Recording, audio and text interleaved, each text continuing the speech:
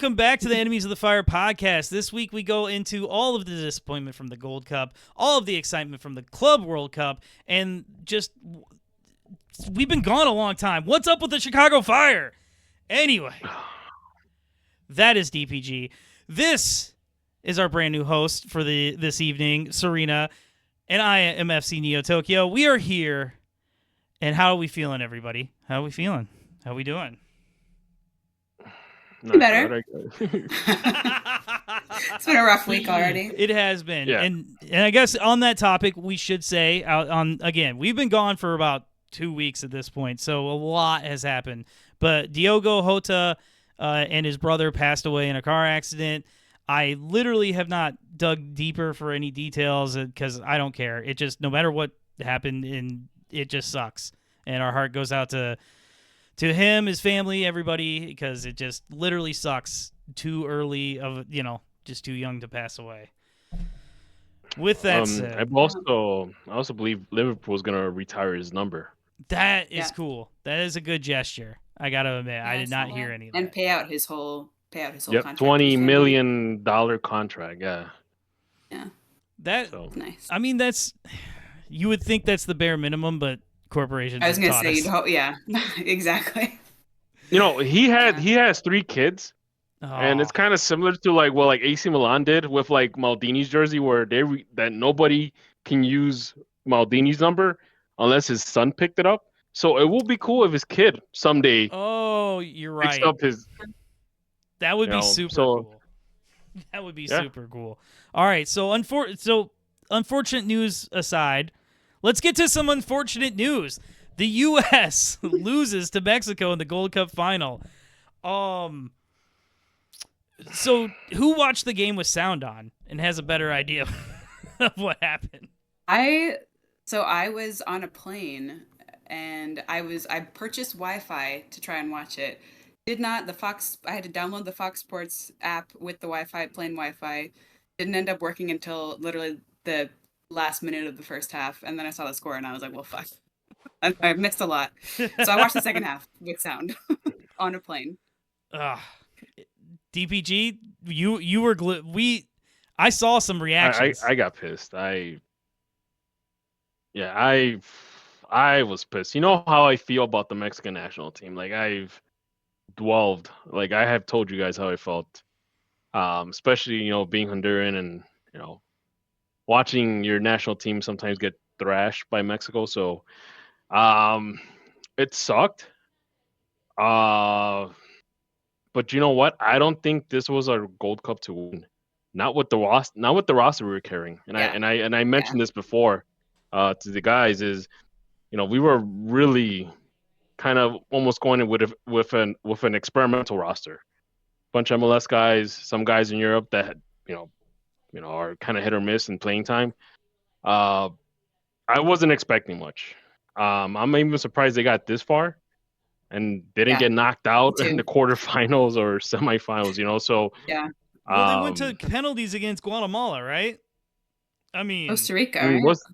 I'm sorry, Costa Rica. You're right. Which I mean, that was nerdy. Yeah. That game was chaotic. Yeah, should have been. If with a better team, it would have been less chaotic. Well, but so my thing was that. Well, go ahead. No. I was just gonna throw this out back to you. Did Mexico win this, or did the U.S. lose it? Lost it. Both. I want to say both. Mexico came in with a full roster. It was theirs to win. U.S. came with an experimental roster. Not to mention, part of it is not Poch's fault. And I say a small part of it is not Poch's fault.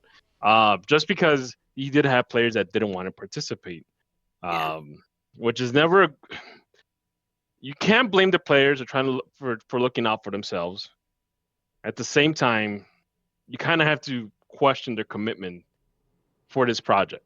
So it's hard to go either way. It's a bad look, definitely. Yeah. Well, if the Federation had done its job and moved on from Greg instead of thought about it for 6 months after they already had an easy out and then hired him to do nothing, then they already would have all the chemistry in the world and it'd be like, cool, Every C, D, and E tier player get on the field. Let's find that one gem. But like that's not what the Federation did. And honestly, I'm starting to. So I want to get to some of the on the field stuff, and we're going to talk about the winners and losers here in the camp, or the tourney, I should say.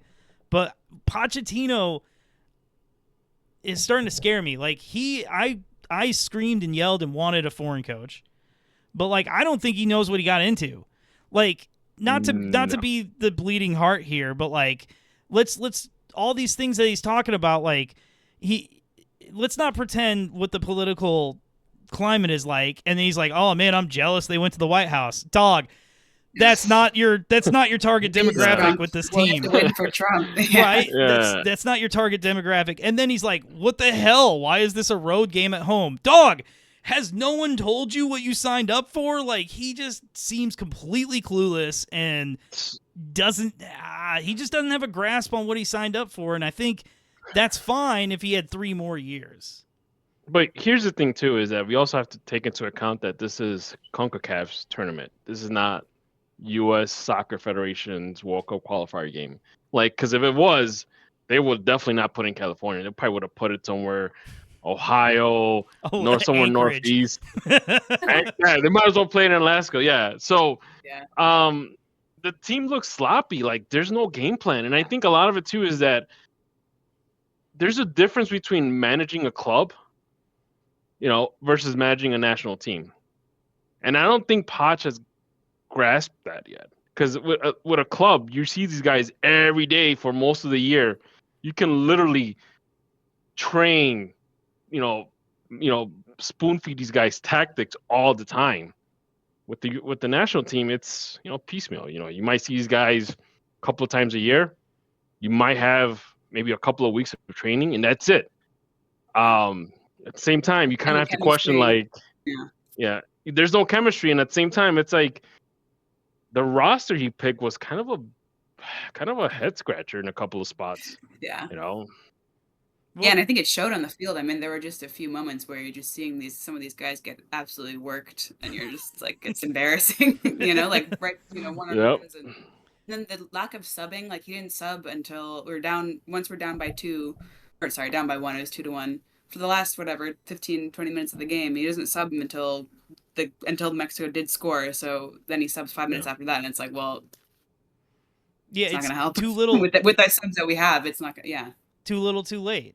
So now that you brought up the in game, there's the one moment, right? There's the huge moment that everybody's going to talk about being aggrieved with the handball. Now, I have a tiny bit different take on this, but Serena, what did you think when that was not called for a handball? I mean, I was watching it live. That was the part I saw live, and it didn't. I mean, I don't know. I can see it not being. I think by the rules, it's not a handball because he didn't block the ball. I mean, it was kind of. I think it was the weird part was that it's kind of stopped gameplay.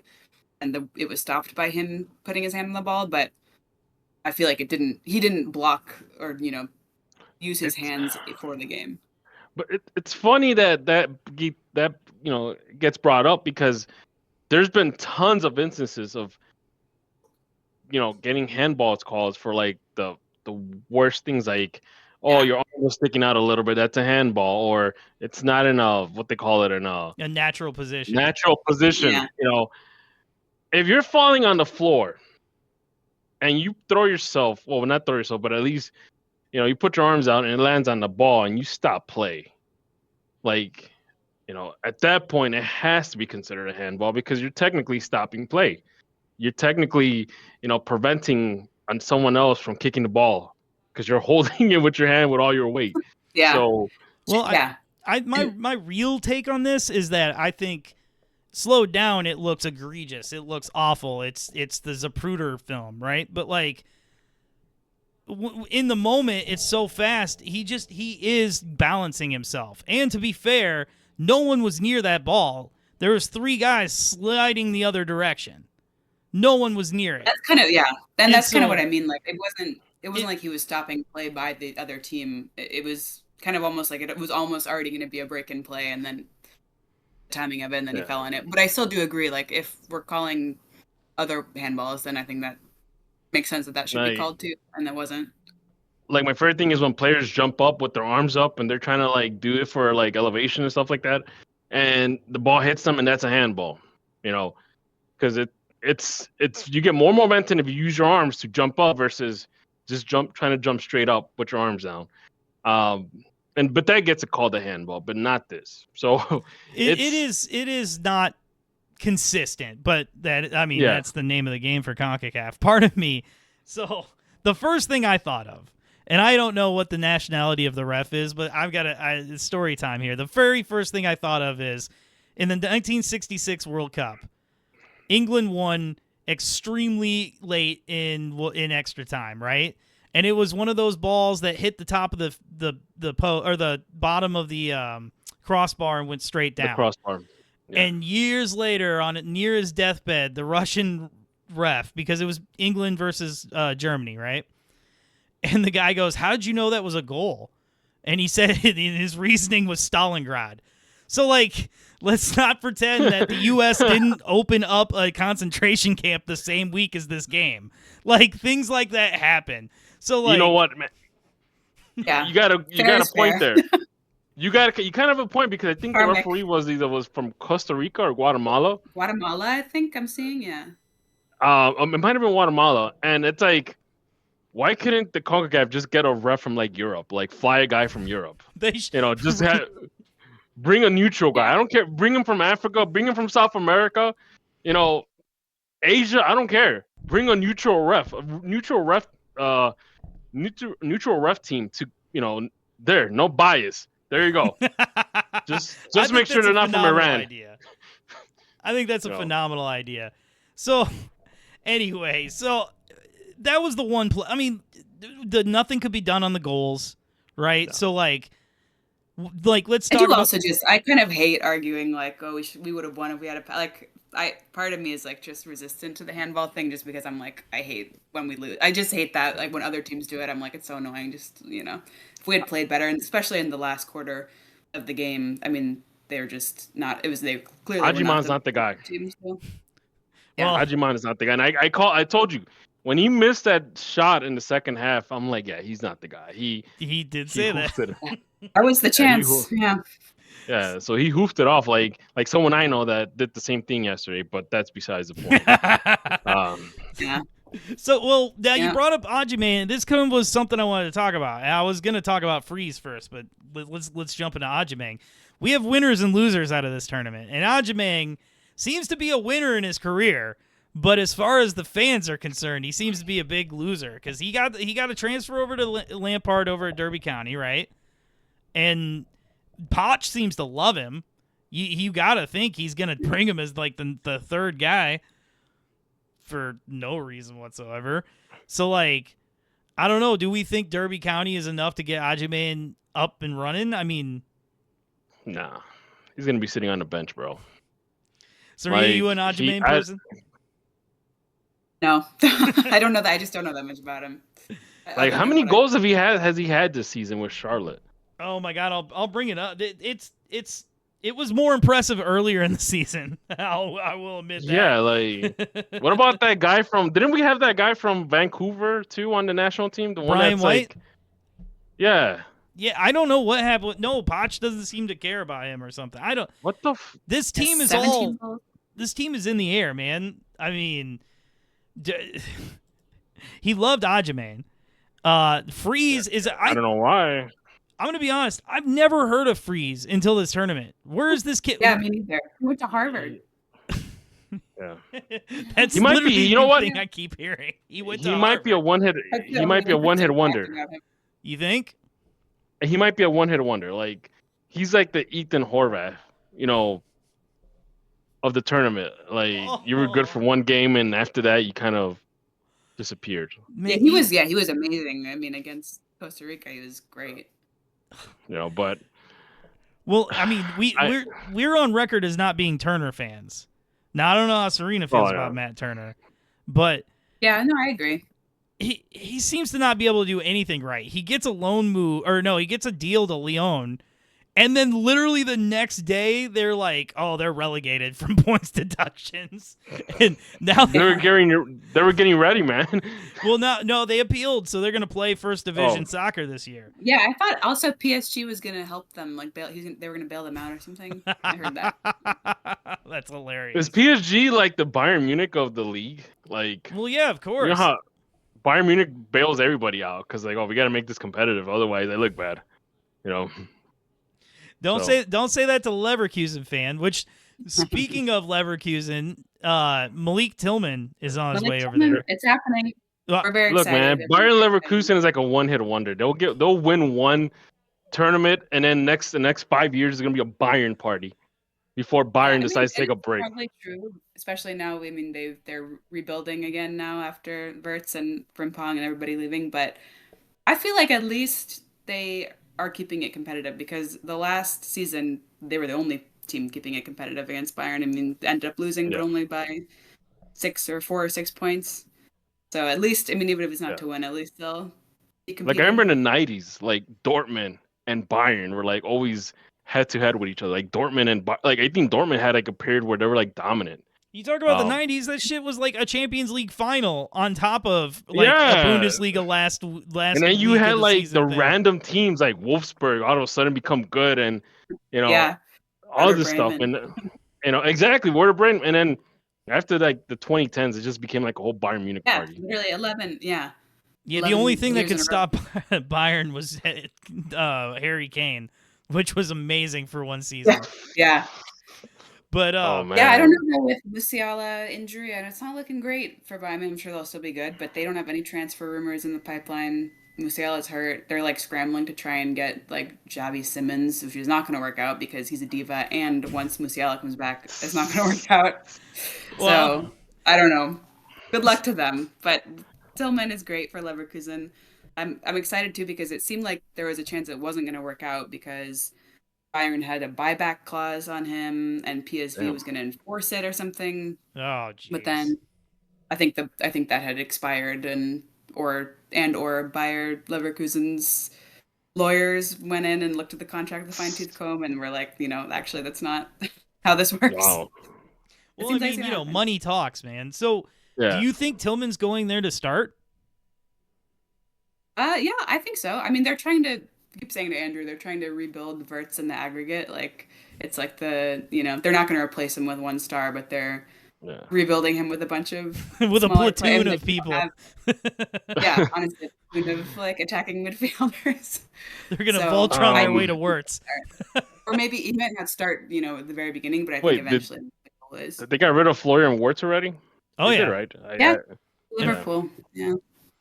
Yeah, they did. Yeah. So, no way. No way. So that means that well, I mean, they have all that money they're sitting on. Of course, they're gonna make moves. Yeah, a lot of money. Yeah, but here's the thing. Going back to the men's national team, I know, and I've said this before. Like this tournament show how reliant we are, like on Pulisic, and like a couple of other guys like Weston McKennie. I don't know why. I think I was watching that CBS soccer show with Hercules Gomez and what's his face, the guy from Venezuela. Sebi or whatever. Oh no, Moreno.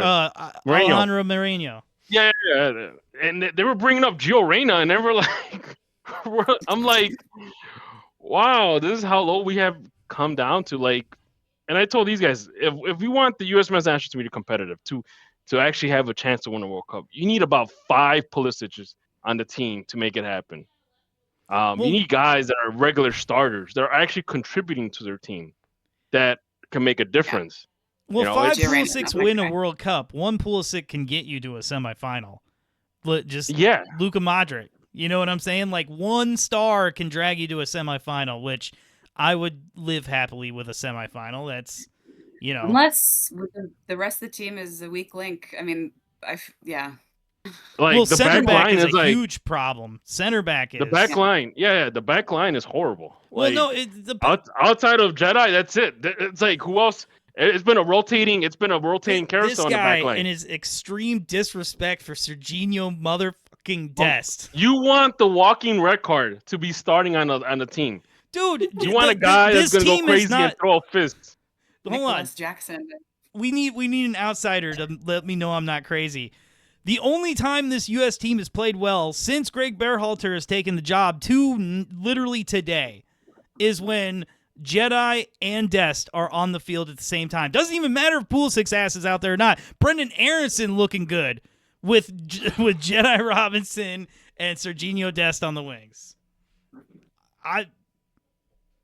He's coming back from injury, and has he even been playing regularly lately? Yes, he played the last 2 games of the season, and like he came back from injury, and then they just didn't call him in just so he could, not like re-injure himself.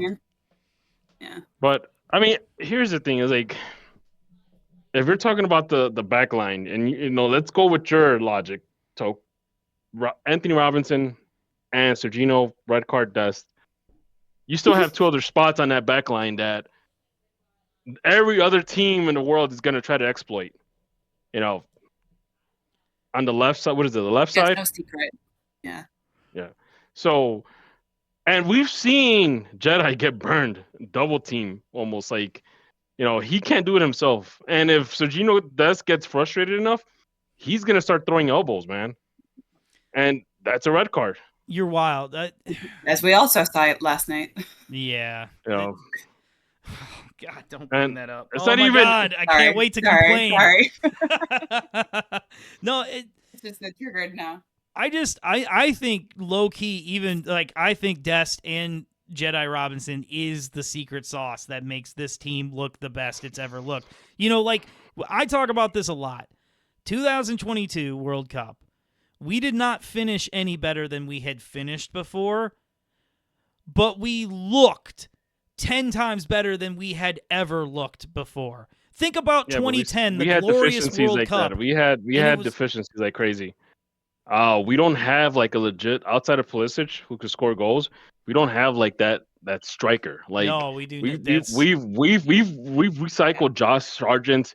We've tried the other cat that was playing in Switzerland. We've used the guy with the really long name that he shortened it out. PFOC. Okay, PFOC. Okay, he was playing in Bundesliga last year, wasn't he? I don't know. Who else we used up on the top? Dude, Brandon Vasquez, Daryl DK, Ricardo Pepe. God, bro. Oh my God. Exactly. It's like there's not a guy that you're gonna keep there the whole entire time. It's just we recycle a bunch of guys, and none of those guys work out. I think I still have a lot of faith in the Balogun, Sargent, Pepe, 3-headed monster. I am losing patience with Sargent. Balogun is right now the jury's still out. Oh, extremely. And then Pepe has these weird spells where he will do really good in club soccer, and he might have one good game with the national team, and then after that he just falls off. Oh, so he's Didier Drogba. Probably, yeah. Anyway, Serena, who is your striker of choice for the national team? I've said this before. I'm not a national team gal, so. Oh, she is not a. So are you not? I've only recently started keeping up. I don't know any of I didn't really.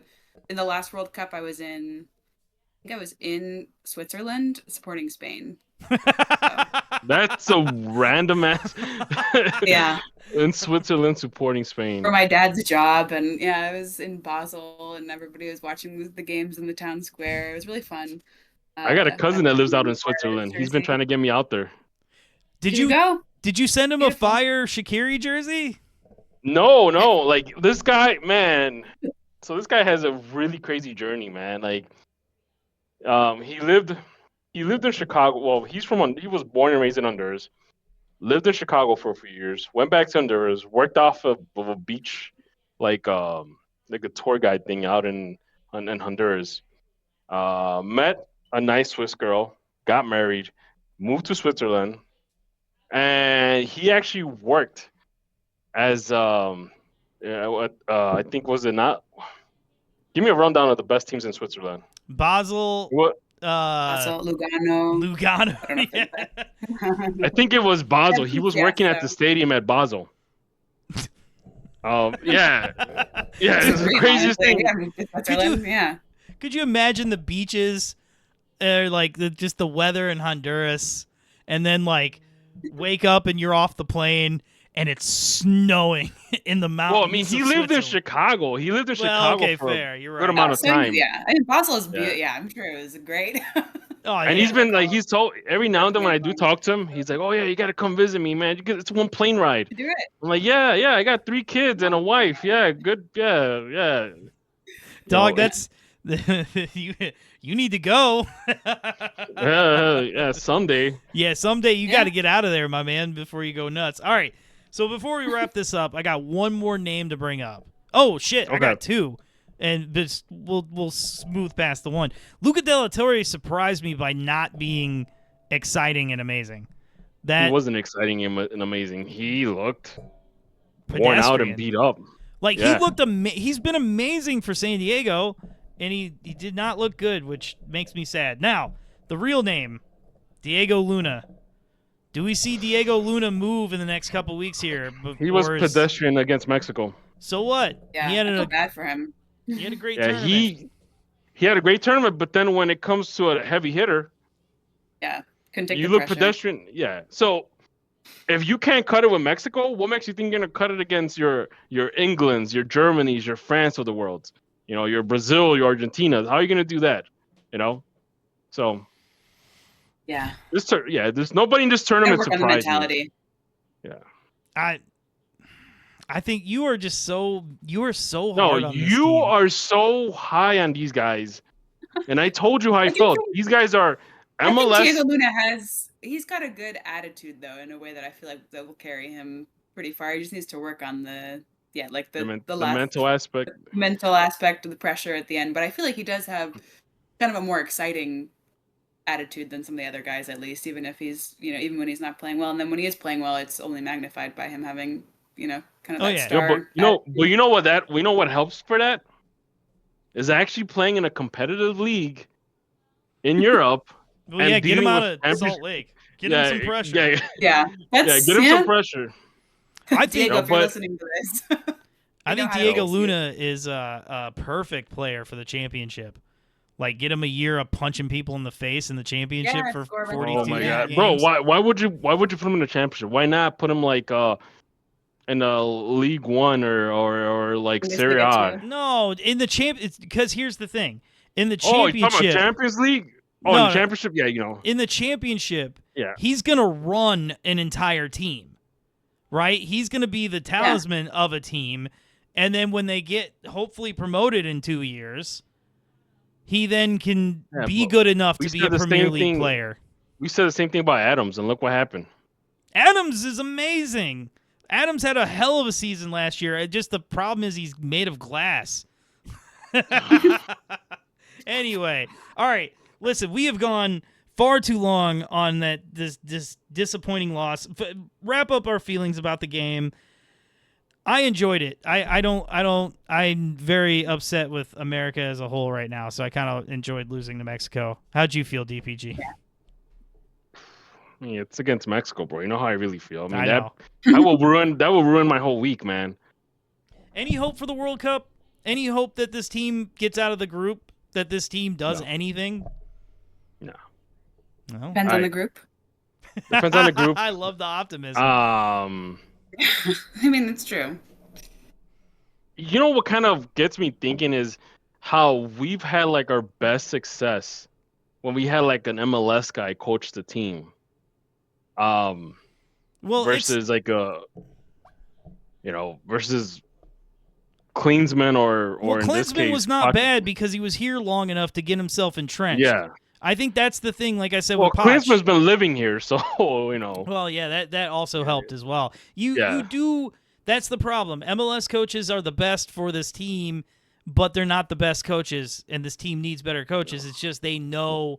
Because you got to know. Not only do you got to know people like Brandon Vasquez, right? You got to keep your eye on somebody that but you got to know these kids who are born to servicemen overseas. You got to know these kids who are of Mexican descent but born in America. You got to catch these dual nationals too.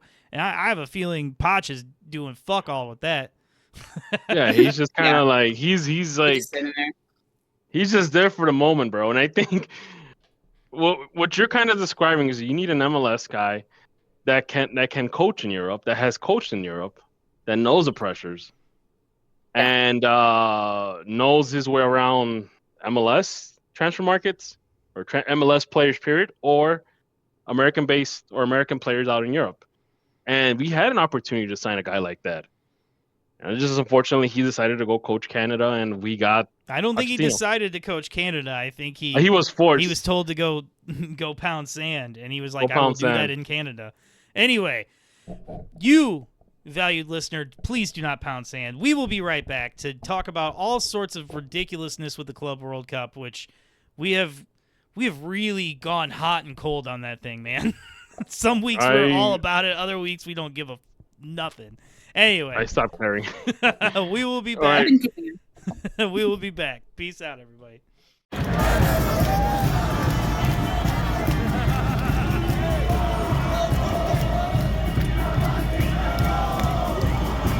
Welcome back, fellow enemies of the fire. We are here to talk about something DPG and I didn't watch. Serena, what the hell happened in the Club World Cup semifinals, man? What happened? Yeah. Well, which one? I mean, let's start with the first one from Tuesday. Fluminense and Chelsea. Yeah, I will say, honestly, it wasn't the most exciting game. I think the most exciting, I loosely, if I had to pick a Premier League team, I'll loosely support Chelsea because I have been to a few Chelsea games back when I lived in London when I was younger. But so I'll try and keep up with those. I don't think it was a particularly competitive game. I mean, Fluminense didn't score and they didn't really have very many shots. The most exciting part was definitely the 2 Chelsea goals by João Pedro. Both of them were like screamer type, like you're watching it and you're like, wow, yeah, like this is great. So that was definitely the best part, I think. So is he new this season? I just picked him up. Yeah, this is his first Chelsea start. So it's about as good of a start as you can get. For real. And against his childhood team, so he didn't celebrate, but it was fun. I mean, they were pretty banger goals to score. It's kind of me. I mean, yeah, I gotta do it, but yeah, he didn't celebrate in either of them because I guess, yeah, he came from, I mean, he was in there. He's been with them for a long time, I mean, before he went to Brighton. So, yeah, but that was pretty exciting. I think it was a good, Chelsea doesn't always work well together. Like, the players don't always get in the same group. No, they do not. That's typical Chelsea. I feel like that team is good this game. That team's been nothing but chaos since like the first Jose Mourinho stint. It's just been really like vibes. Like I feel like the vibes are so good with the game, and that kind of carried them. But when they're bad, I mean, the Flamenco Club World Cup game is an example. Like when they're bad, the vibes are bad, and it's not fun. So despite the kind of crap talking some people did about the European teams, we've gotten to the point where it's a European final. But like the Brazilian teams really showed out in this competition, which is. I mean, and I think, like financial wise, it's almost amazing that any of them made it as far as against PSG, Madrid, and Chelsea. They're like, I mean, payroll, I'm not surprised just because guess who gets all that transfer money when they move players to Europe? That's true. That's true. So, so they don't be surprised if some of these Brazilian teams have like bank. Have cash in their, bank's account, but it's just, again, Fluminense has a regular pipeline for Europe, Yeah. Same thing with Argentina. That was the Sergio Ramos team, Omar, right? Or not Sergio Ramos. That was, never mind. Forget it. Forget it. He was on. I heard already European clubs are looking at Richard Rios after his Palmeiras performance. I can't remember which clubs, but I heard there are European clubs interested in him now. European clubs. Some European clubs, yeah. What's the Fabrizio thing like? Oh man, I went brain dead right now. I can't. Several European clubs are interested. Yeah, a Serena. Expressed here we interest. Go. Yeah. European clubs. No. 2 European clubs unnamed. Yeah. So Chelsea, which I don't think is being hyped up as the strongest Chelsea team in a long time, is in the final. And they're gonna face off against the winner of PSG and Real Madrid today, It's who happened to be. Not gonna be pretty. PSG, yeah, it's gonna be. I saw a tweet that was like, Chelsea should hope that the final is not televised. It's gonna be. It's gonna be brutal. I mean, Real Madrid was just dismantled, and it was honestly embarrassing. I was saying this to Mitch earlier, but before I started, I thought the game was an hour later than it was, and I tuned in. I got a notification that someone like, here's a score, and I was like, that can't be. That must be an old game. I tuned in. It's half an hour in, and it's 3-0. Oh, jeez. Damn. So yeah, I did only catch it. So how strong was that Real team? Was it a bunch of bench players, or was it? No, it was. I mean, except for they didn't have. So Trent was injured in training, so he hasn't been playing or didn't play. They did start Arda Güler, which is probably you'd say it's a weak link, but the backline was actually the worst. I mean, Rudiger like really fucked up. I mean, like one of the goals was straight I think 2 of the goals were actual mistakes. One of them at least was fully his fault. The second was like partially his fault. I literally got that man's autograph card somewhere upstairs. Nice. Dude, he's been so solid. It's like, okay, well, if you're gonna have a crappy game, might as well have it at the Club World Cup.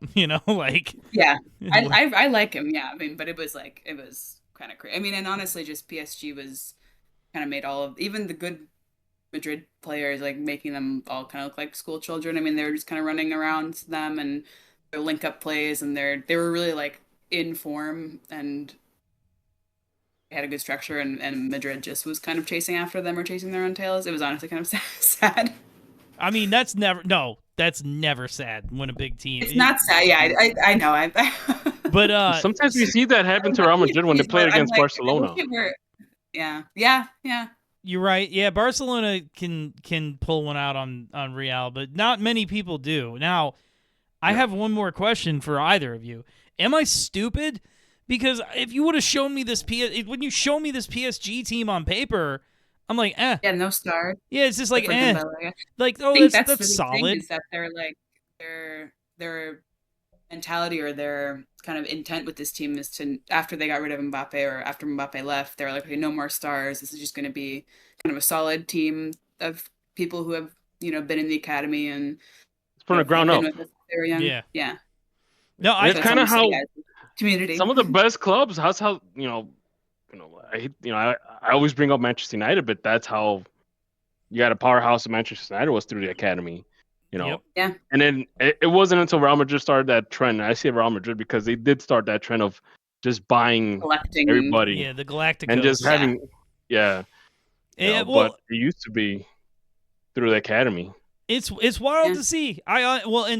What's his face? Dembele, right? He really is kind of he's really coming to his own. It's like all this potential you expected. And he's coming good. And so, like I said, on paper, it's a solid team. I'm not like, oh boy, the Fire would beat them. No, like they're a solid team, but I would have never guessed that they would win the Champions League and then also in a less intense competition be in the final of a Club World Cup. So, not just win the Champions League. I mean, oh yeah, it wasn't even close. I turned it off. Yeah, like I was visiting. I was visiting my parents. And, after the second goal, I was like, I'm gonna hang out. Like I'm gonna pay attention to my family now. Like that was wild. Yeah. So predictions for the win. I mean, PSG. I think Chelsea. I will say I think there's a chance that Chelsea does better than Madrid because they're a little bit. I think they're just a little bit more wily. Like Madrid has so much ego on the team and so much like we should be doing this. Like why are we like? Then they get kind of whiny or the attitude isn't great. I feel like, but Chelsea is a little bit maybe more scrappy and wily, and so maybe that can get them a little further. But I do think PSG is still going to beat them. Yeah, unless Chelsea parks the bus or comes out with some weird tactic where they're playing fast on the counter. I don't, they might get taken apart. I don't know. That's Vegas says PSG is gonna win it. So to be a contrarian, I'm gonna say Chelsea because it's preseason. It's kind of basically a preseason thing. Nobody super cares. But you want the money. Dude, you're right. I don't know, man. I don't know how I feel. I very much try to I try really hard to keep up. Like, I don't ever want to catch myself being like, well, this wasn't the way it was done when I was a kid, so it sucks. Like, I'm trying to keep up. Like, okay, is this a good idea or not? Am I nostalgic or not, right? And I don't know how I feel about this Club World Cup thing. I wasn't on board at the beginning. The games were a little interesting, but I've heard some more people talk about it, and the idea of it, I kind of get it. I don't know, man. I look forward to it being in a different country that maybe is smaller, that gives it more of a tournament feel. It is just it's. I mean, we could go. We go into it for longer. I feel like I think, like you said, there are benefits to seeing. And some of the European fans, both fans and teams, seeing that football exists outside, soccer exists outside of, their bubble, and seeing some of these teams and thinking, oh shit, actually, like, we're not, maybe we're not as dominant as we think we are. But then I do think, like, the actual politics of FIFA versus UEFA, like, FIFA is kind of evil and they're trying to take over the world and all of that. So through, like, with the Club World Cup as their vehicle and funding it with Saudi money to, yeah, make that happen. That oil money.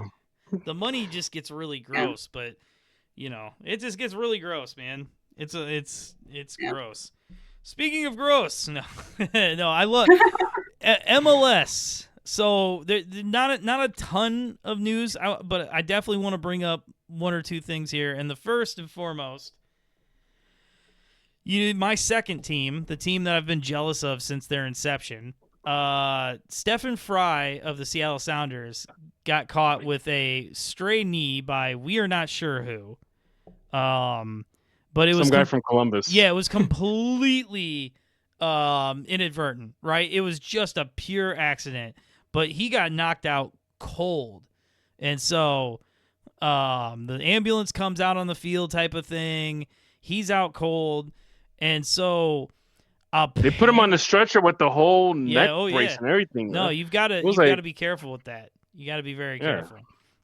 So apparently the ref was ready to rock. So Schmetzer was freaking out and not happy. There was only that. 1 minute left. One minute left. And so Wilfred Nancy and Schmetzer came to an agreement, and so they were able. They abandoned the game. They said it was done. That was really cool from Nancy's part, because any other coach would be like, no, we're gonna finish that 1 minute. No, he was cool about it. He was like, no, we're gonna stop it. Just stop it. Because you do have some shitty coaches out there that will say, no, you're right. Let's keep going. No, you're right. You do have some shitty coaches that would really push. But honestly, like, in that situation, man, you got to have a heart. Yeah, you got to take a second. And, just I'm glad that they did. I'm glad that there's not a controversy about it. I saw somebody freaking out about the gambling aspect of it. But we don't want to, that's just bullshit, man. Like, whatever. Yeah. He's like, they should be investigated. They abandoned the game. It's just like, dog. No, it's not. Some dude took a knee. Have a heart, yeah. It's like human life. Because here's the thing. He tweeted later. It was like, dope. Thank you. Everything's cool. Thanks. I feel, I don't know if he said I feel better. But make sure you didn't die. Yeah, he was like, but he could have easily just been dead or brain dead or something really horrible. And it's like, because he was rushing out. The Columbus guy was rushing. One guy jumped, and unfortunately his knee was on the way. The other guy, his head was unfortunately on his way. Yep. It's hard. The same thing happened with the Bundesliga keeper last season at the end of the season, and it is just horrible because you're kind of waiting for news that whole rest of that day and night. Just like genuinely making you want to check and make sure they're alive. Horrible. Not only that, but I mean, that and the fact that the player's not the same anymore. Like one good example, and I think we mentioned this on the show, was remember Ellis, the guy that used to play for Houston, the Honduran guy? Yeah, Albert Ellis, right? Yes, yeah. So he was playing in France, and goalkeeper comes out. He's going for the ball. They bang into each other. Ellis is like out cold, like he is out. Not only that, they had to do a brain surgery on him. Yeah, he was like in a coma. The whole thing. Yeah, he was in a coma, and it was like a whole situation. And this guy is not the same anymore. It's just, I think he's like unofficially retired. He's he's trying to. I think the last time I heard, he was trying to make a comeback, but you just had brain surgery. You got some, concussion, symptoms. Yeah, You're not. I mean, it's hard enough to deal with it if you're not an athlete. I mean, having brain surgery, so I feel like, yeah. Well, you forget, like, sometimes these guys need something to strive for. Like, you hear Charlie Davies now talk about it, and he's like, yeah, I think realistically I knew I was never going to be ready for the World Cup. But the fact that he, like, could try, and Bob Bradley let him come to camp and shit, like, he probably made sure he had a career and, like, recovered. Like, he had something to strive for.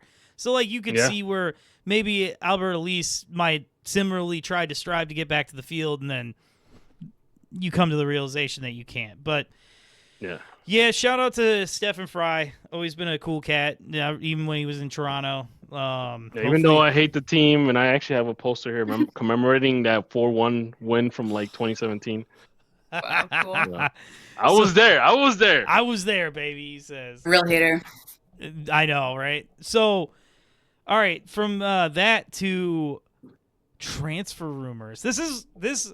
I love soccer, but very close behind, I love transfers. That's basically our whole offseason. We get excited in the offseason. Right? So the two I wanted to bring up, and I feel like Serena talked so much crap about this guy, and I don't remember it, but Timo Werner to New York Red Bulls. How do we feel about this? I don't think I do. No, I'll put it this way. I feel as though we had a conversation where you were ripping him apart, and it was a singular conversation. Maybe. But I could be wrong. Yeah.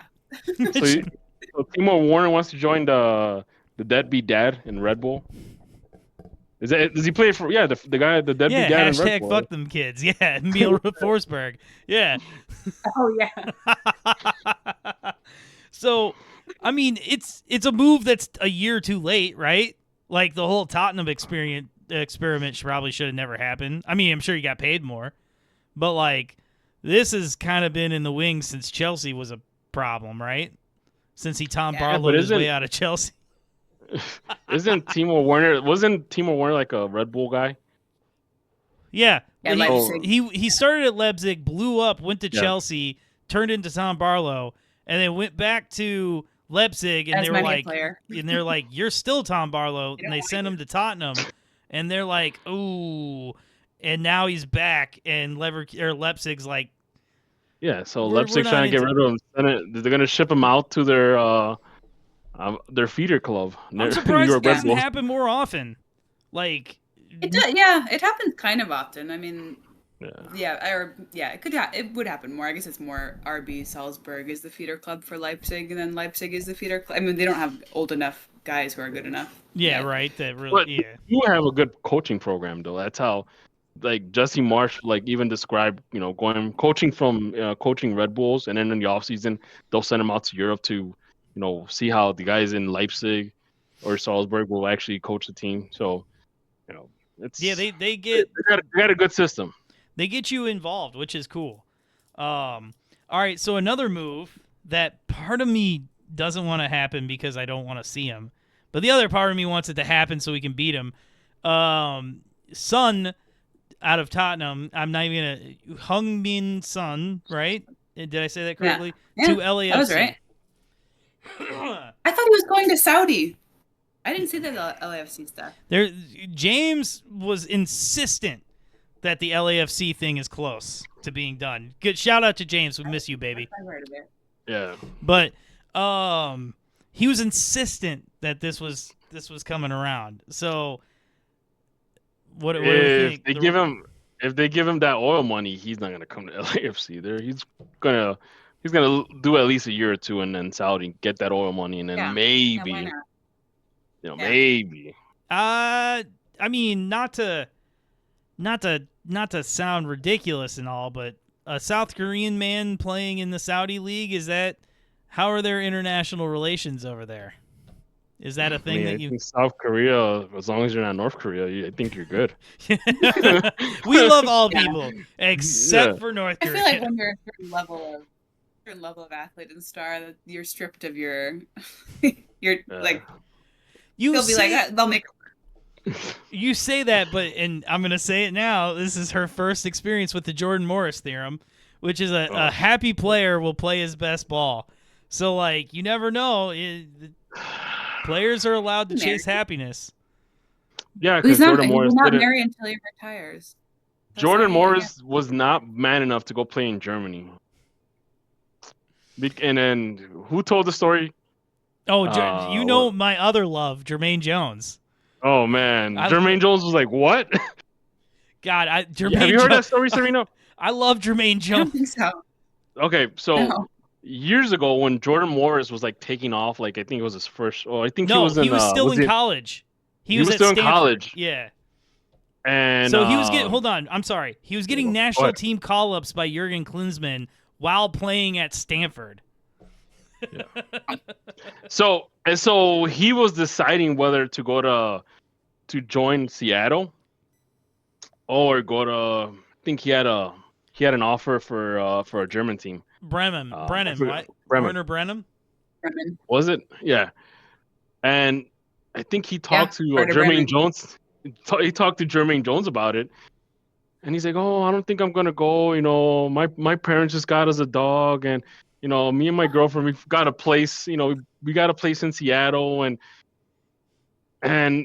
Jermaine Jones is like, what?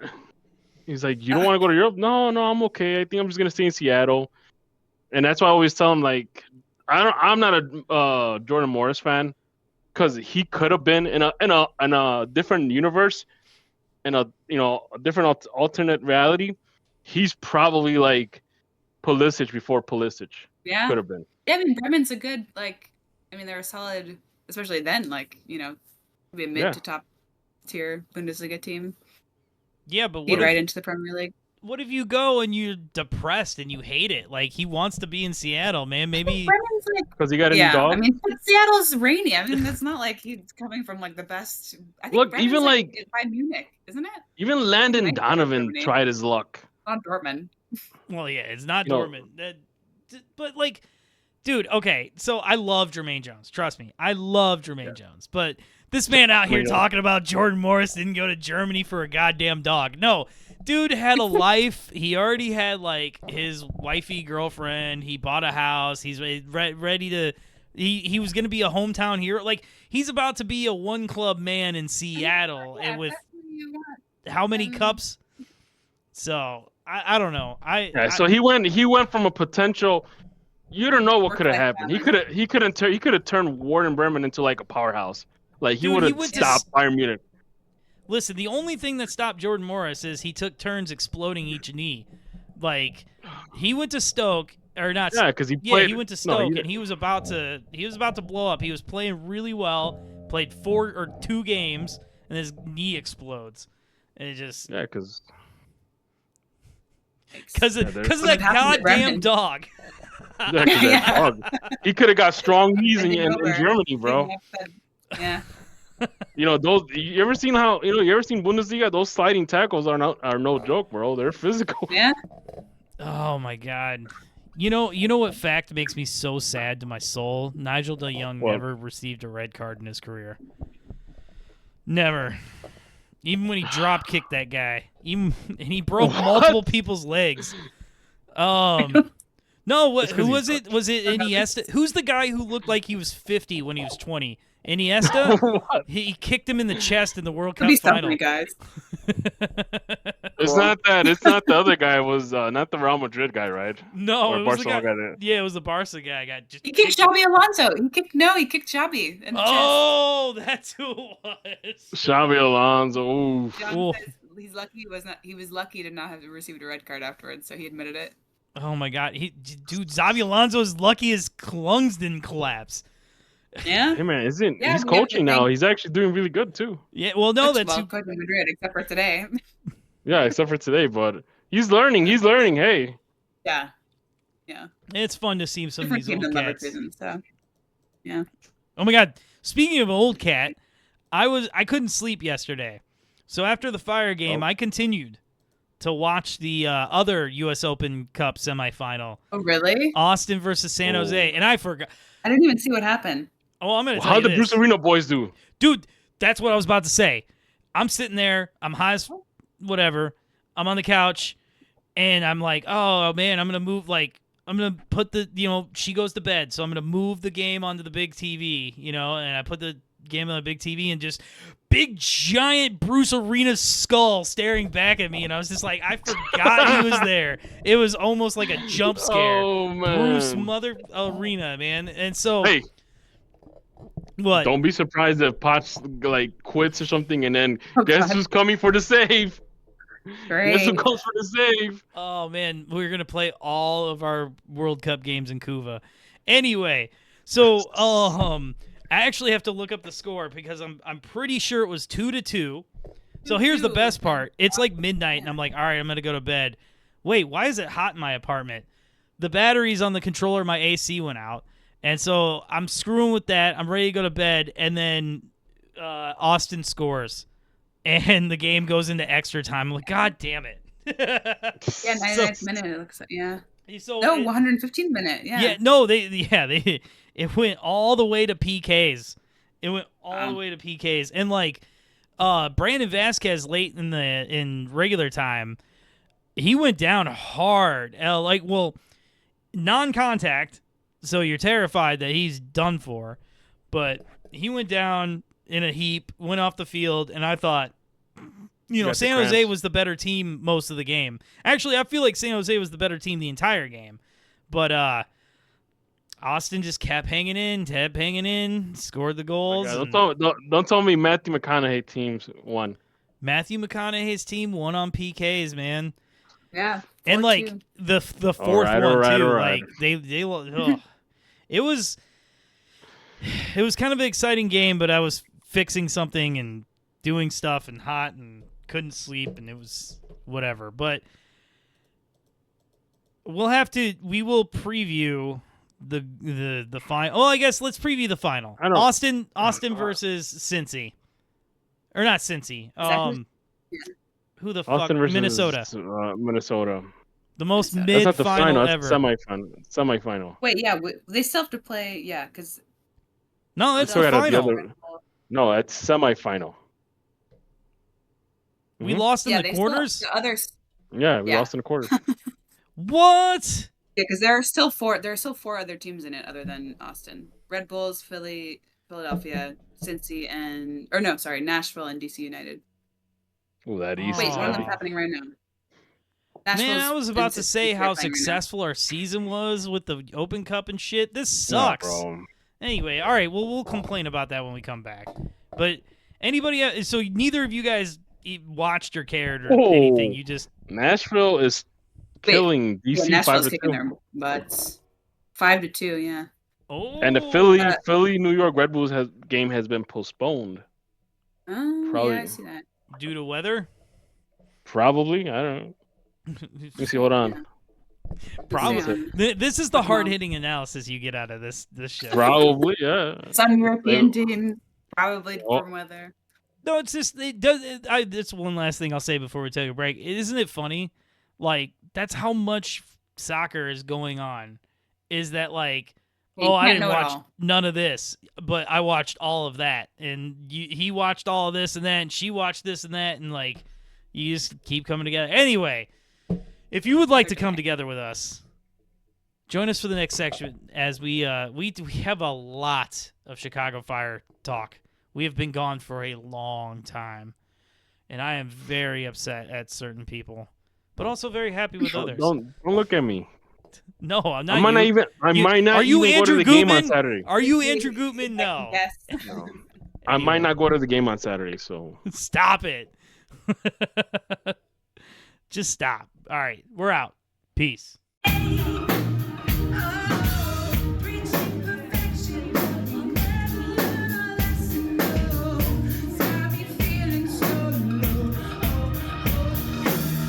Welcome back, fellow enemies of the fire. We are here to discuss the saddened state of affairs. What I just found out wasn't the semifinal loss in the U.S. Open Cup against Minnesota. The Chicago Fire lose 3-1 off some bullshit. No, anyway, guys. Serena, did you get to see this game? Yes, unfortunately. Unfortunately. It was actually, yeah. So, what can even be said, right? DPG, tell us, do the one piece of analyzing we can do with this game. The one thing, only thing that matters. All right. So this game, I blame Omar Gonzales for this game. Correct. Because why would you stupidly stick out your elbow?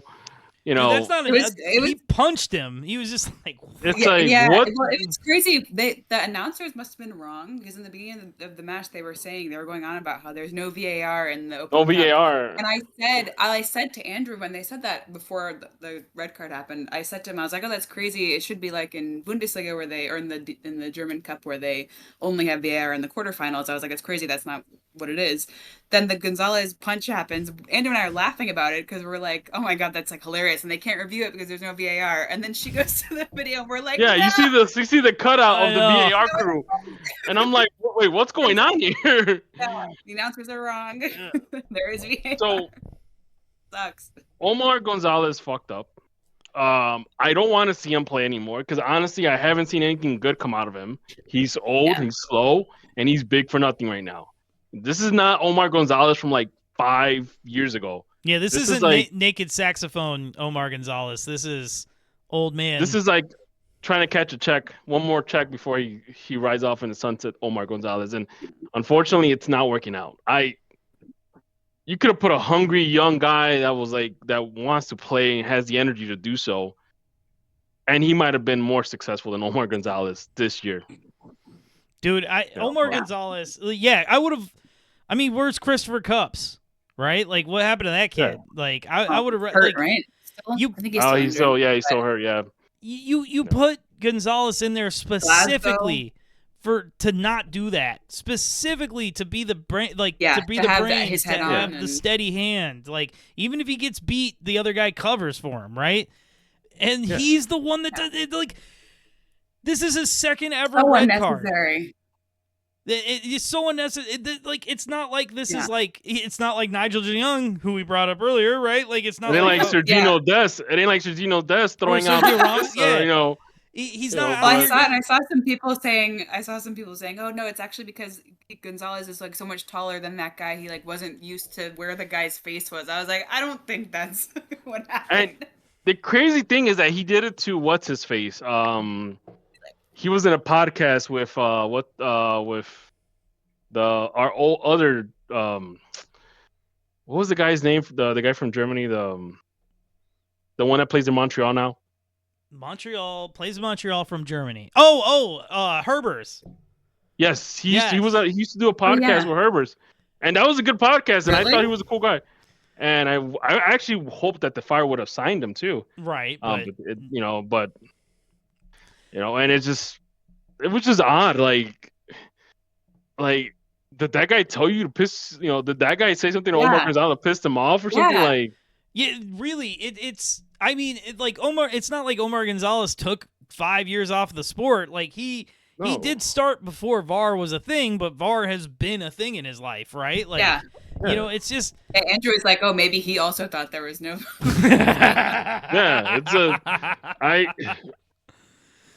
So. But that's the thing. What there's do you no do? Excuse. Otherwise, there's no excuse. So I just want to bring this up, and I'll shut up. I promise. It reminds me a lot of there was a Camp Cupcake right before the 2014 World Cup, or maybe it was the 2010. I got to try and remember. But there was a Camp Cupcake where they play like a really crappy opponent with like a C team in January, right? With all the MLS guys.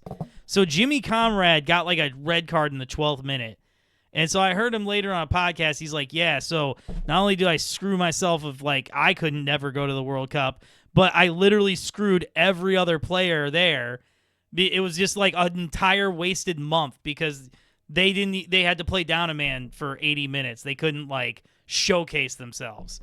You know what I mean? Was it against Honduras? Because that's the game I think Honduras beat the U.S. 3-1 on a friendly right before the World Cup in 2010.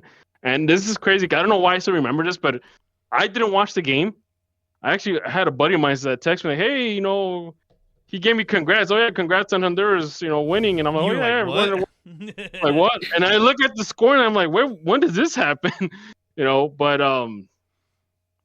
that's Yeah, it's every time the Fire lose a player like through red card, that's it. We're done. Like, Well, there's no coming. We held off. I mean, we did better than I thought we would. Well, that's the thing, right? Like, it happened so early. Immediately you're like, we're screwed. And then we get the penalty. They give up such a stupid penalty, and Gutman, or not Gutman, Gutierrez drains it, which I like the kid a lot, but he needs to see a doctor about that thing that's growing on his face. I don't know what's going on. Jesus, that's bro. New, right? When did that start? I did not remember seeing that. No, you know what? It's I wasn't. And I told you about Guti. Like, he's hit or miss. Like, he's very inconsistent. Like, he might have when he take that penalty. Yeah, and he might have a game where he's like, oh my god, he's everywhere. He's making things happen, and then he has games where it's just he's pedestrian. Like, well, but that's a luxury player like that. The idea is that we're like, if we had a defense, we'd be league leaders, man. Like that, you can't stop us from scoring. You just can't, which is the coolest fucking thing I've said about the Fire in the last 15 years. Unless Bamba's up there by himself. Well, yeah, unless Bamba's got a 1v1. Oh God, man. But no, I was watching this. He needs to work on that on the training pitch. Oh, he my needs God. to like. It's like one of those things that it must just be fully mental, because he obviously has the ability. It's just like to do it that many times is great. It's crazy. Yeah, I want to believe in Bamba still, because he is in the right place every time. Anytime you see the ball kicked, it's like, where are you? Oh, there he is. He's right there. Yeah. And it looks so great up until the moment the ball leaves his foot towards the goal. Like, it looks so good. Everything looks so good. He looks so good. Like, everything. It's an open net shot, and then. Yep, exactly. So here's the thing, and I mentioned this on the chat yesterday. Is we need a playmaker. We actually need, like, Guti's not the guy.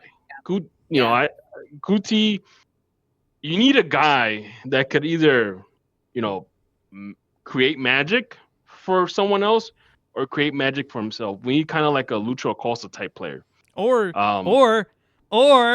you know who else we could have had? Who? Oh, only the person I was screaming for all off season, Evander. Or Evander, yeah. I remember, we were talking about that for a while. You need a guy like that, because Zinc is not going to do it on its own, and we clearly see that. And then teams are catching on to that now. And Guti is just Guti's the type of player that he tries to be like Cristiano Ronaldo, try to take on the whole defense, but he gets dispossessed like by the time he tries to turn the next guy over. And then, of course, and this is why I kind of go back to saying that this year is kind of a throwaway year for Greg.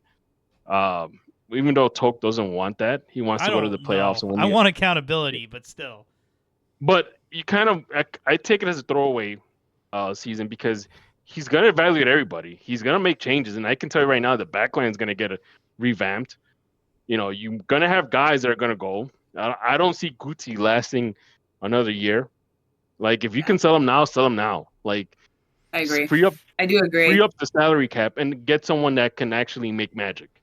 Like, I know we like him, and he's been good, and it's kind of like a Fire, not legend, but like a face of the Fire. But I do think if he were any other guy that we knew less well, we would not be. We'd be like, oh yeah, sell him. Well, that's the thing. He could still come really good, but he has the potential. But I think I'm starting to come around. Like, I will say this.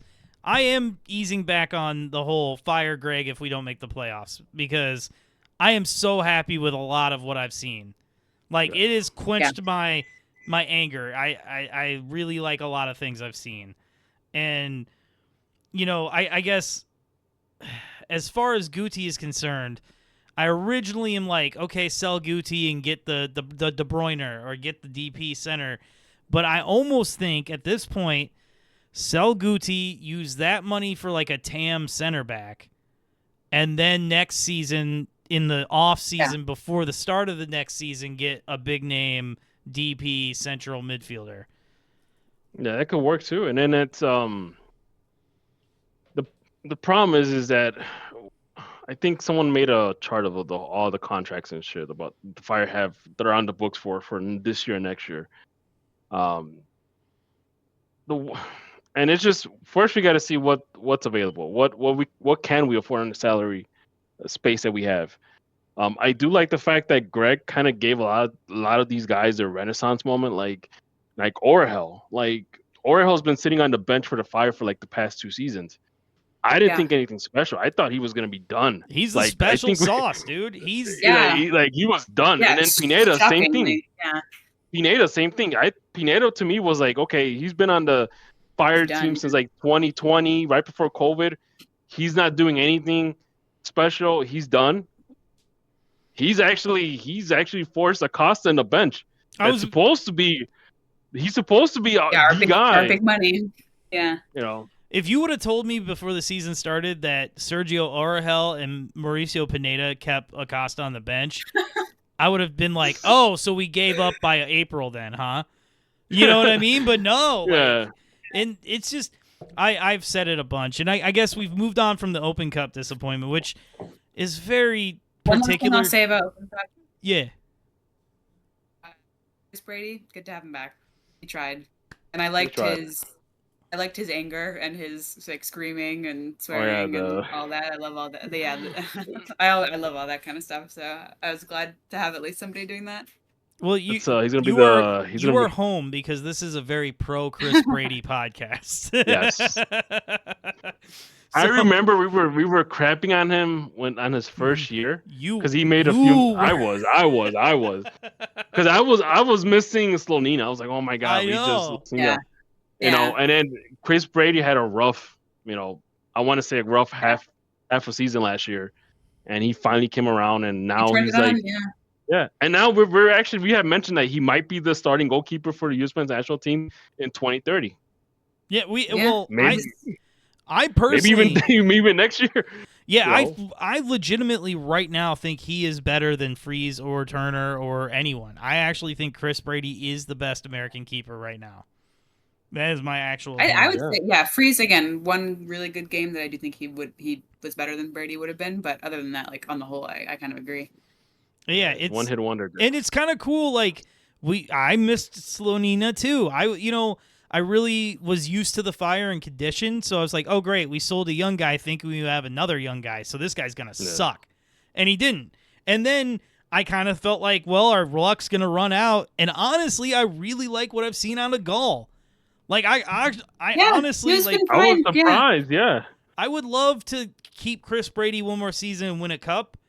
But, like, if he left and we got a bunch of money and Gall was our starter, I would not be that concerned. It would not be that big of a problem to me. It wouldn't. I mean, if it's a temporary fix, I wouldn't like, lose it. I would just say, okay, cool, because we do have goalkeepers in the pipeline. So Dowd is in the pipeline. Gall's in the pipeline. But so just I guess again to backtrack, we've been gone for 2 weeks, so we missed the Philly game, the Charlotte game, and the Cincy game. A loss, a win, and a loss. And Gall was involved in all those, which I think he played well. But and obviously Zinkernagel is a god, right? Best player on the team, fortunately / unfortunately. But most handsome man on the team too. He's so handsome. Really, more so than Kellen Acosta. I was thinking of players that are not on the bench, but yes. He might take that. Sorry, yes. Players not on the bench. Players not on the bench. Oh man, the like casual level of shade. I love it. All right. No. So the one thing that has alarmed me. So before we get to the Greg Berhalter stuff. Gutman is playing terrible. Gutman screwed us out of that Philly game. God, that handball. Oh. And he is just, I don't know, man. I really feel like even in the Charlotte win, I felt like he played terrible. Like he is on a bad streak. I think the man has hit his ceiling. I don't think you can't get any more than that. Like he's doing all he can. Like sometimes he makes crosses that I'm like scratching my head like, well, who was that supposed to go for? he takes random shots. So it's, I don't know. I think that's a position that needs to be looked at next season. Yeah, I he's would not just leave it working particularly well with anybody, any other players. He's not like he's not connecting linking with up anybody around him. Yeah, and he was good for. I feel like earlier in the season he drew a few penalties for us. That was great. Like, thank you, Andrew Koopman, for that. But either keep doing that or be better. Otherwise, yeah. He's I don't know if he hit his ceiling or if it's just a bad stretch, because he was pretty darn good there for a while, and it's just been the weak link lately. And that's with and I guess I don't know. I need you guys to you just talk put me. Glasgow. You could put Glasgow on that side. Glasgow's like the utility knife right now. He's a Swiss Army knife right now. Well, he'll learn. Yeah. He's been with the youth national team, right? Or has he been hurt? No, he came back. He came back. Okay. Glasgow. He was on that. Where's he from again? Suriname? Not Suriname. Was it a Guyana national team? Guyana, yeah, he's from Guyana. Yeah, Guyana. Yeah. Well, Glasgow. I mean, we don't know if he can play on the left like that. Like, you can't just assume. What about what's his face? What's the guy? What's the cat Guster? that he? No, not Guster. Not Gaspar. Gaspar, that's it. Why you call him Guster? Oh, yeah, Gaspar. Well, he's injured. What's his face? Been up to? Is he? He's injured. He got a really bad injury. Oof. Oh. Like Him and Chris Mullins are playing. He looks. PlayStation. He looks just like Gutman to me. Like Gaspar. Oh, they're both. Oh my God! Yeah.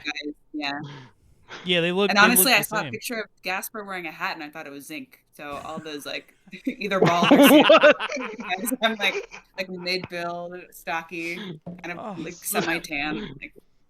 So it just made you realize when he took off his hat, and you're like, whoa. Whoa! No, genuinely, I saw a picture. I was like, wait, that's not zinc. He doesn't have the hair. He doesn't have that. She was taken aback.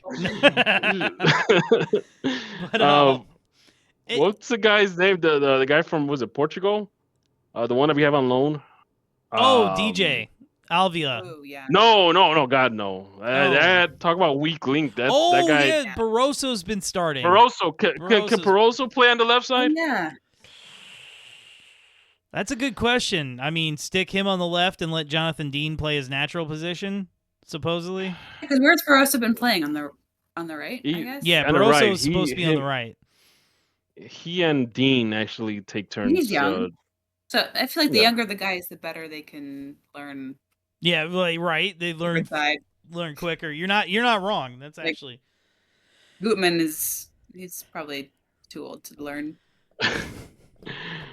So here's the thing that pisses me off, though. Like, if we had this game on Tuesday, you would think, okay, we're facing Cincy. It's not an easy game. Let's just rotate. Take the loss. Come to Tuesday fully ready to go, and just go to town in Minnesota.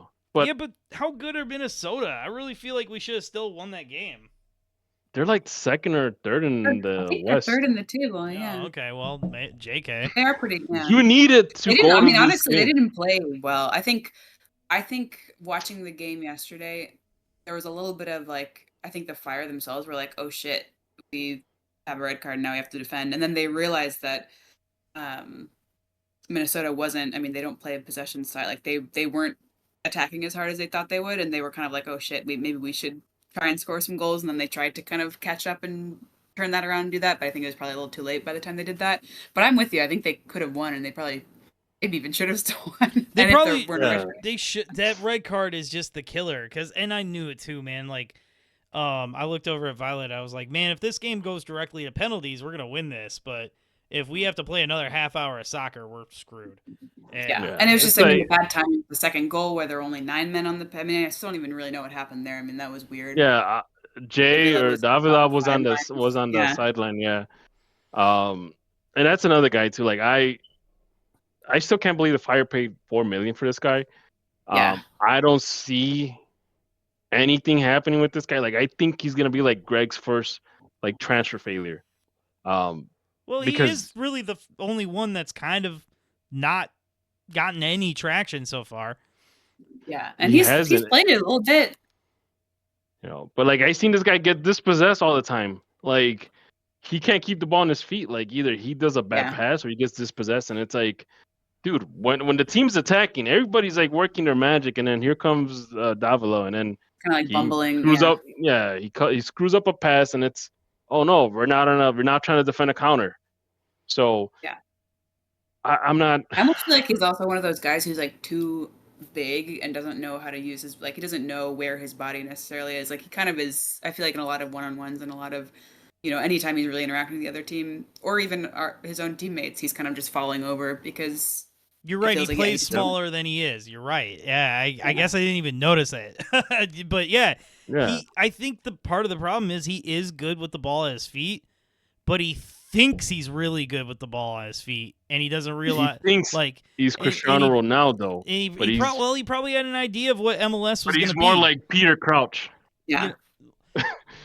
This league is full of people who had a rough first year, and then turned it around. So I've got hope for Bamba. I think there's still hope, and there's a lot of like raw power, and I mean, there has to be because it's $4 million, and they got him a couple of years on that contract, so he got no choice now. I mean, I feel like if a guy busts like that though in that dollar range, you could sell him to a South American team that would take that second chance on him. But that's neither here nor there. But not for $4 million. But yeah.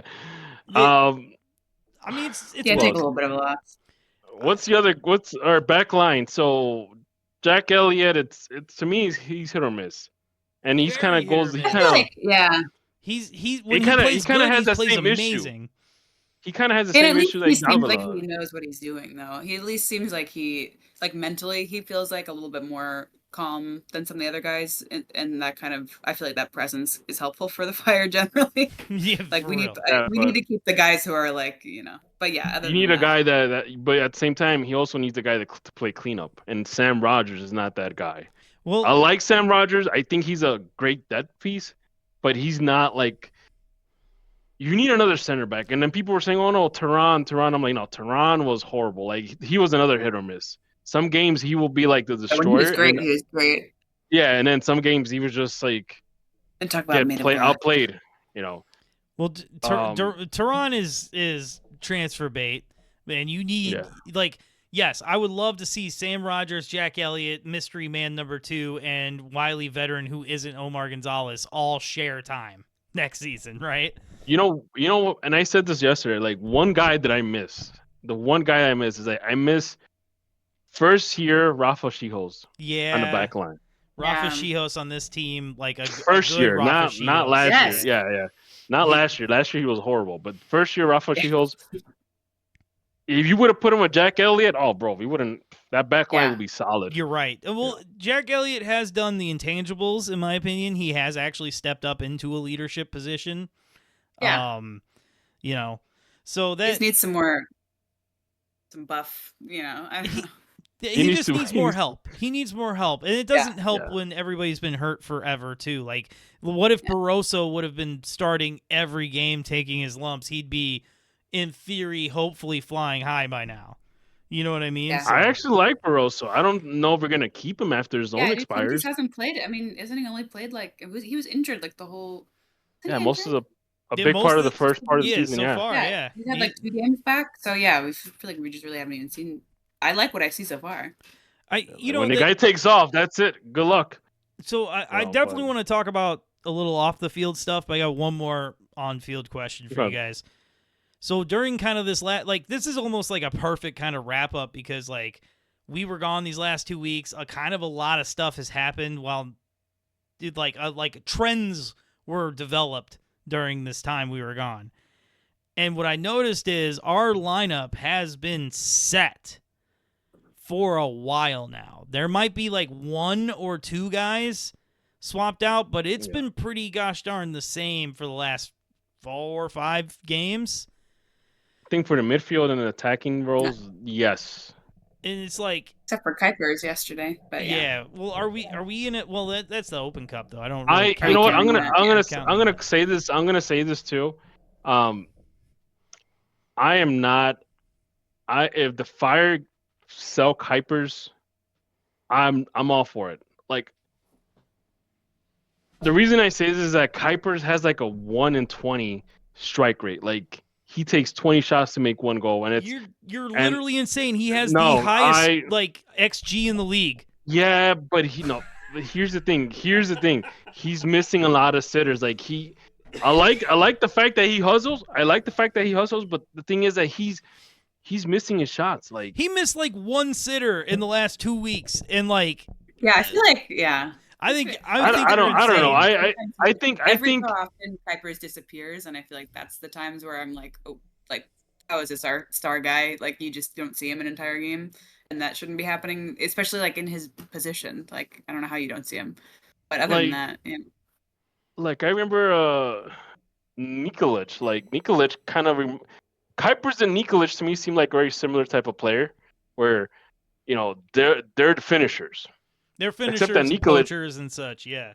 Yeah, except that Nikolic actually was far more successful. But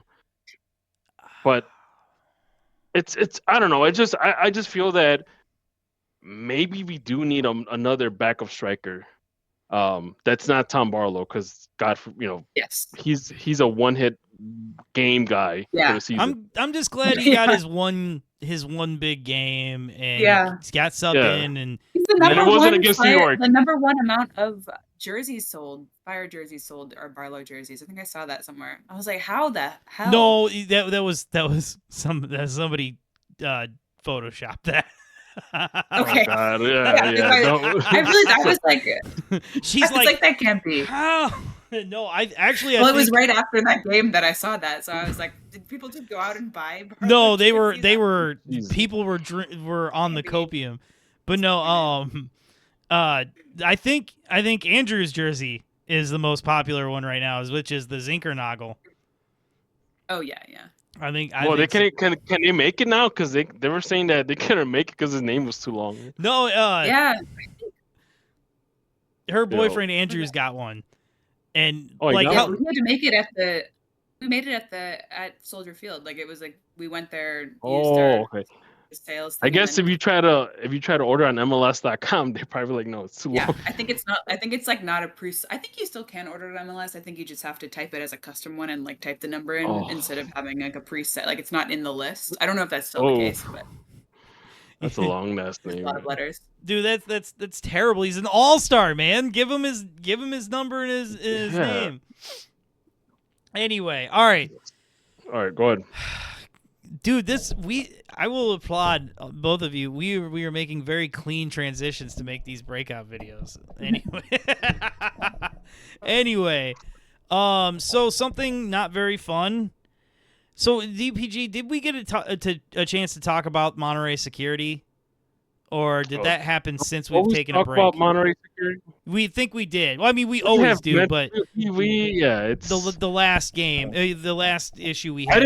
We haven't talked about the last game. Not the last game, but so we had the issue with fans supporting and bringing out flags, and then security beating the shit out of people. And now, what was the flag they were supporting? A lot of people brought Palestinian flags, but a couple of months prior to that, there was a North Korean flag that was brought out. Yep. I still contest that. Yes, it is a North Korean flag, but it's not a North Korean flag because it was altered. If you zoom in, it was closely, altered. You can see the alterations. You're right. Anyway, so more chuckle fuckery. So 3 fans have gotten so originally I had heard it was a 365-day ban from the Chicago Fire. That's what I heard too. Yeah. Serena told me she heard that it's indefinitely and it's all MLS. By MLS. All MLS. I think that just came out today. And I saw it on one of the supporters. He put it on his Instagram story, and it was like it was so there was the Fire ban and then MLS ban, which it's not up anymore, so I can't read it. But I think it was like indefinite ban from all MLS games. So that's crazy because like I've seen people get banned for like saying racist stuff to players or talking about a player's like that parent or something like that. Yeah. But for a guy just to bring out a Palestinian flag and no. Well, that's not what the bans are for. The ice? So so peep this. So the Palestinian flags, like there was a good amount of them, and security started beating the shit out of people. I don't even know how like that really resolved. hog tying and Yeah, they carrying were people hog-tied. down Somebody the knocked aisle. somebody out. It was fucked up. Yeah. And So what There was about a the 3 video. guys that got banned? So, Serena, I heard it was up for more than one game, but there's a sign that was in front of Sector It was in Latino. 3 games. It was up for 3 games, and it said Fire fans contra Ice, which I didn't know what that meant because I don't speak Spanish. But Fire fans versus Ice. Yeah. yes, against Ice. Yeah. So, not only do and we know this from past episodes, I fully support that sentiment, but like that's fucked up that they suspended people. Now, they know. So Serena, you and your boyfriend know one of them pretty well, or decently well, and he's distraught, which it fucking sucks because he is one of the most involved people in the stadium. He's very involved in Sector Latino. Like he's always there. He's always holding a flag. He coordinates all of this stuff. Yeah, he coordinates a mess of stuff. Always got like I don't know him, and I just walked up next to Andrew talking to him, and he was nice as shit. Like always got a smile on his face. Great. Really great dude. There's no reason on planet Earth to suspend this guy. Not a fucking reason. Did they have a meeting? Did they have a meeting with him? Did the fire front office have a meeting, or they just did like a whole blanket like? I think it was. So I think maybe since that has come out, so this is from what I know, they had the banner up for I think it was 3 games total. I think the first game nothing happened. I think by the second one, somebody from the fire said like maybe gave them a slight warning, but not. They obviously didn't say. I mean, I don't think they said you're gonna get banned. I think they gave them a warning saying like it's against MLS policy or whatever. They brought it to the next game, and then the ban, it was like over email that they received that email that said you're banned for 12 months. And I think after that, I think they wrote a letter with the section, and maybe there was a meeting after that, but I don't believe they were told. I don't think they were told.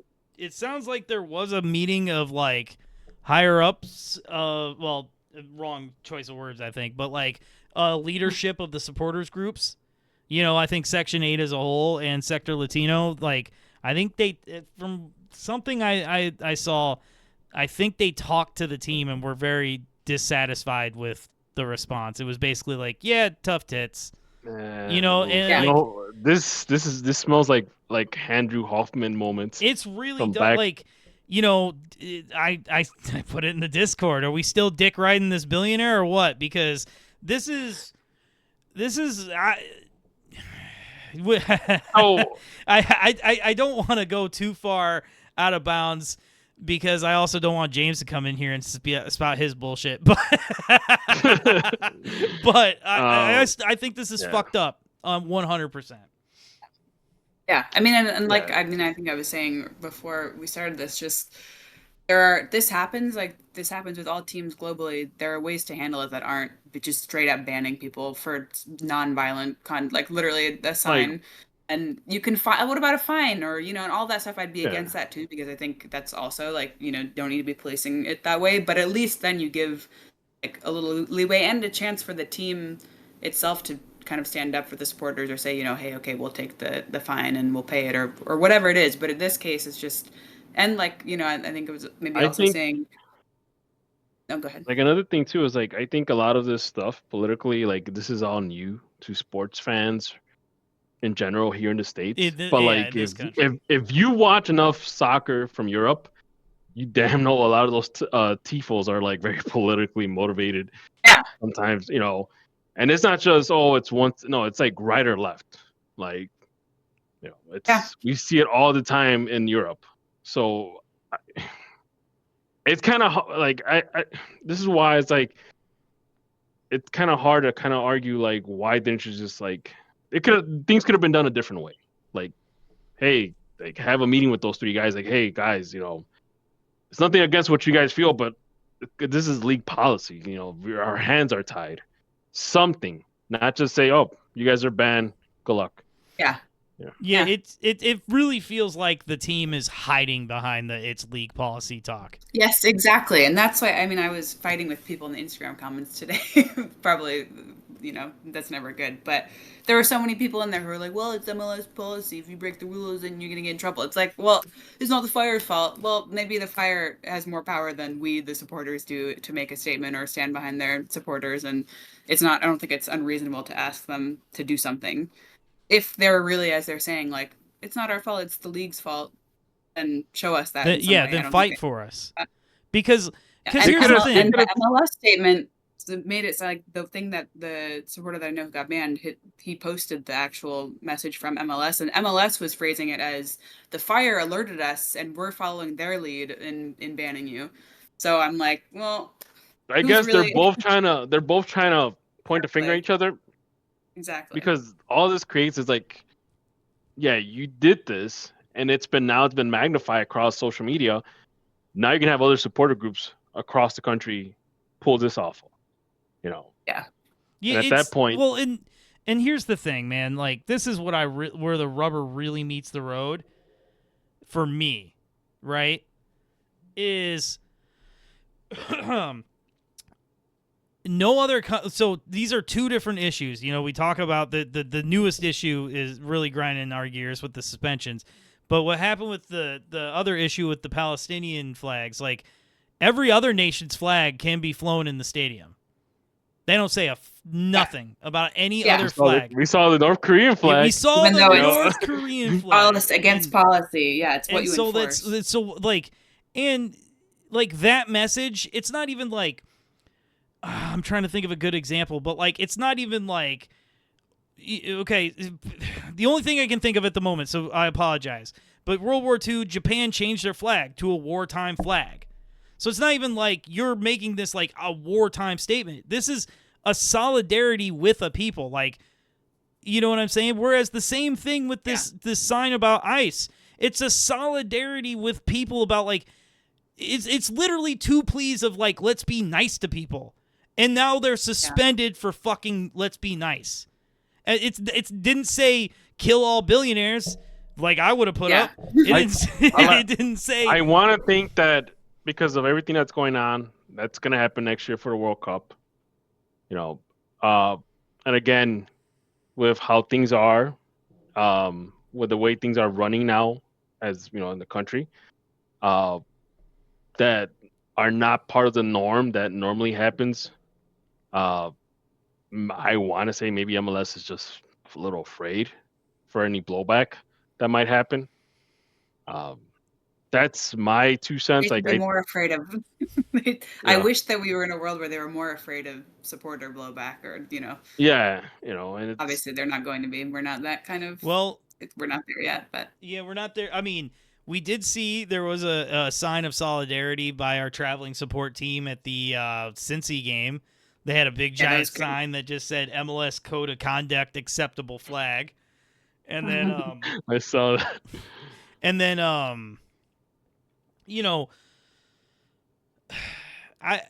like I said, it just and it's here's the thing that to it's me. Similar statements are being done like in LA Galaxy, like with the supporters, on different occasions this year. And you best believe that LA Galaxy is not going to ban fans about it because they'll have a riot. Right. They'll have a riot. That's right. And I wish we could be like that. Well, and I mean, Well, like Serena, right now, you and I and your boyfriend and my fiance, we all hang out together in Sector Latino at the games. Yeah. We've been meeting new people every week. Shout out to Mario. And, my friend. And so, like, dude, I mean, we've been, me and DPG have been like, Serena's a little bit newer, but and younger. So me and DPG have been around this team for a long time. I mean, I don't want to like spit in the face of Section 8 people, but the backbone of support of this team has always 100% been the Hispanic support. And to ban people over literally trying to be like, these people are like struggling. We need to help. You know, and like the most minuscule of fucking statements for that. Yeah, it was such they're gonna ban, and a they're gonna ban like the other two people. I believe I know of the one, and the other one I'm pretty sure I was hanging out with at the last game, like, and just met them that game, and it's like, like these people are the backbone of this team. You know, you got one of the guys does like we talked about, does so much work in the section. And honestly, that supporter does a lot. This is something that Andrew, my boyfriend, actually said to our supporter rep, that because they're asking us to renew, and Andrew was like, well, we're not going to renew until we're not happy with this, whatever. And so they actually had a phone call, and Andrew told the guy, this one guy that you banned, he's like, if you think, because, the tensions aren't always great between the different supporter groups. This one supporter, he's like one of the coordinators between the groups. Like, he actually kind of makes things run smoothly. And Andrew was like, well, you're kicking out one guys who is going to just make this whole experience much easier for you guys, like for the team and for the admin, and not going to deal with as much strife between the groups. And now, I mean, it's all well, who knows who's going to run that. Yeah, that's we've oh man, so my experience back in 2011 with supporter groups, much different. It was a lot more unity. There's much more unity. You had a lot of different supporter groups. It wasn't just a handful. It was a lot more. It was, man, everybody used to be cool, and then all of a sudden, we fast forward now, it's everybody wants to be at the head of the table. Everybody wants to call the shots. And that's unfortunate. And there's a lot of finger pointing about who didn't support who, and and it sucks. And like, to me, I feel like this team this is a ginormous fumble for the front office of this team after a whole giant headwind of like good positivity. That like stadium, because like in in the darkest of darkest days. It was. I'm not. Whatever. I'll take whatever anybody wants to come up and yell at me at the tailgate about. Sector Latino was the light in the absolute darkest days of this team. They were the only fucking people there, and they were the only people chanting. They were the only people doing anything, and they got suspended as a group for it. Like this, you know what I mean? I don't know, man. It's just not. Doesn't make me happy. I don't know. I think we all kind of got stuff off of our chest about that. It's very frustrating. Yeah. So, all right. Yeah, I'm ready to support them in whatever way they. Yeah, 100. Oh, yeah. So she brought thank you. My God, Serena, thank you. So I saw something. I haven't read about it. We saw it literally as we were going live, and I sent it to you two. Apparently, there's a blackout in the section. Yeah. I'm guessing we're all going to wear black. I don't know if we're going to leave, but I don't know. I'm going to have to read up about it. But you read up about it. If you give a shit and you're still here in the podcast, read about it. You'll care. So, all right. One last fun thing before we leave. We're going to play San Diego for the first time. What are our predictions? They're red hot, man. They are. Yeah. But Luca They're not good at home. No. But we need this bad. We need this pretty I wish bad. we were better at home. Oh, my God. Yeah. Oh, my God. Us being at home was like a... Serena, how many times last season was I like, oh, my God, I wish they would just come towards our goal in the second half. Yeah. And we've gotten it almost every game this season. They won't score they refuse to score. I'm literally not. Yeah. Yeah. But anyway, I don't know, man. We have to have it. 2-1. 2-1 Fire. All right. Yeah. I'll go 1-1. That sounds more realistic. 1-0. I'm not even saying like 1-0 Fire are gonna win. Like I'm thinking like 1-0 San Diego might win. Like I'm conflicted. Yeah. Oh, I assume that's what you meant. I mean, my brain says San Diego. My heart says Fire. So All right. MLS, either way. MLS is gonna MLS. We're gonna win this game. All right. Yeah.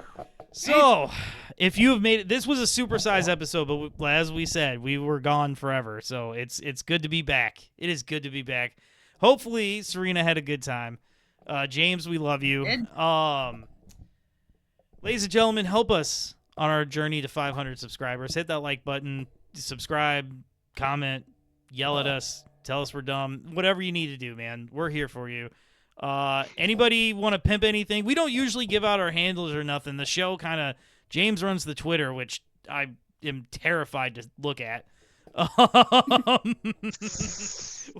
You guys got anything for us? Nope. All right. Well, Serena, thank you for being here. And for Enemies of the Fire, we are out. Peace.